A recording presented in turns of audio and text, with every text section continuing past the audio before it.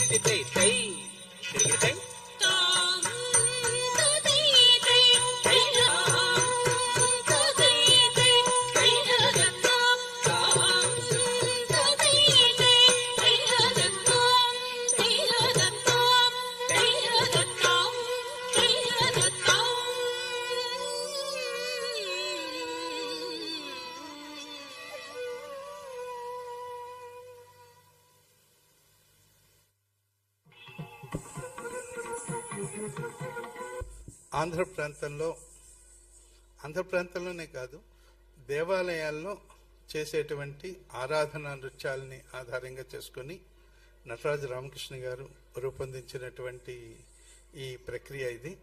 అదేవిధంగా ఆంధ్ర ప్రాంతాల్లో ఉండేటువంటి దేవదాసి సంప్రదాయాలన్నింటినీ కూడా ఒక చోట క్రోడీకరించి అందులో దేవాలయాల్లో జరిగేటువంటి బలిపీఠాల దగ్గర కుంభహారతి ఇలాంటి కార్యక్రమాలన్నింటినీ కూడా వారు ఒక క్రమపద్ధతిలో ఏర్పరిచి నటరాజు రామకృష్ణ గారు చేసినటువంటి కృషికి ఫలితంగా ఈ అంధనాట్యం అనేటువంటి పేరు పెట్టారు.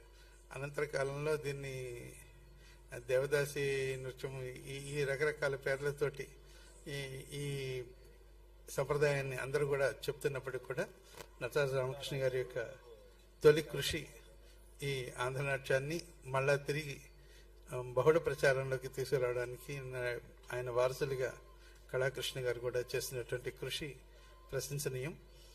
ఇప్పుడు సత్యభామ గారు ఆవిడ జీవితాన్ని కూడా కుంతి మాధవ స్వామికి అంకితం చేసి ఆ ఆలయంలో ఆఖరి నర్తకిమణి అంటే ఆవిడ అలా చేసినటువంటి ఆవిడ ఈ నవజనార్దన పారిజాతం ఆ స్వామివారి దగ్గర ఈ చందమామ దరువుతోటి మన ముందు తన 3వ అంశంగా ప్రదర్శించబోతుంది.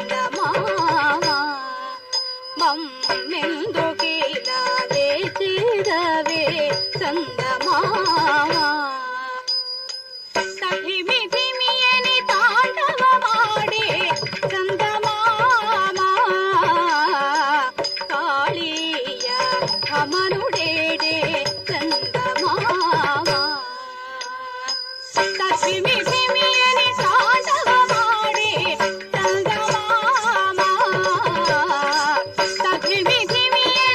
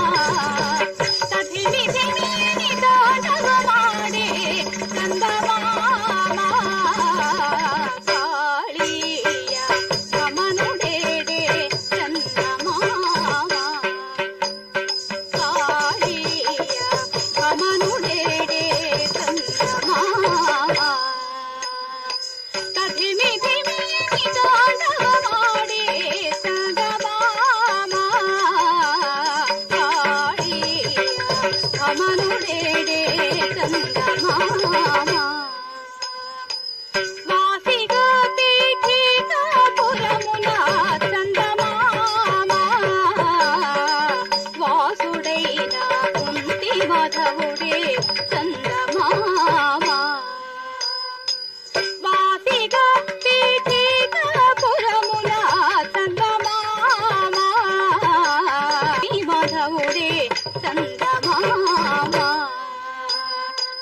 వాసిగా పీఠికాపురమున చందమామ వాసుడైన కుంతి మాధవుడే చందమామ కాశీ చేసి మమ్మీలా వేచుచున్నాడు గదవే కాశీ చేసి మమ్మీలా వేచుచున్నాడు గదవే కాశీ చేసి మమ్మీలా వేచుచున్నాడు గదవే కాశీ చేసి మమ్మీలా వేచుచున్నాడు గదవే చందమామ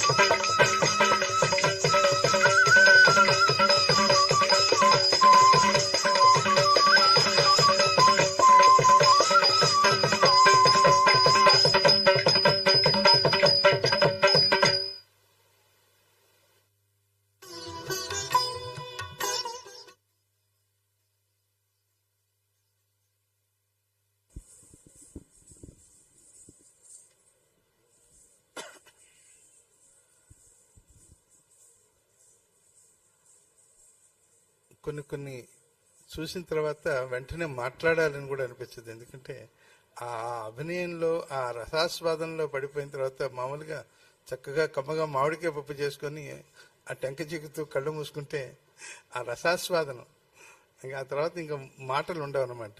అలాగ చక్కటి అభినయము, ఆ అభినయంలో చక్కటి ఆ వేగము, ఆ వేగానికి తగినటువంటి ఆ లయ, వీటన్నిటినీ చేసేటువంటి శక్తి అక్కడ నటి యొక్క లక్షణాల్లో చెప్తారన్నమాట. పట్టు విడుపులు తెలిసినది అంటారు. ఎక్కడ వేగంగా చేయాలి, ఎక్కడ శక్తి పెట్టాలి, ఇటువంటి తెలియడమే నటి యొక్క లక్షణము. చక్కటి అభినయాన్ని ప్రదర్శించింది సాత్విక. అభినయమే కదా, అన్ని కలబోసి అన్ని కలిసినటువంటి అభినయం అది. కార్యక్రమంలో తదుపరి ఒక 2 అంశాలు ఉన్నాయి.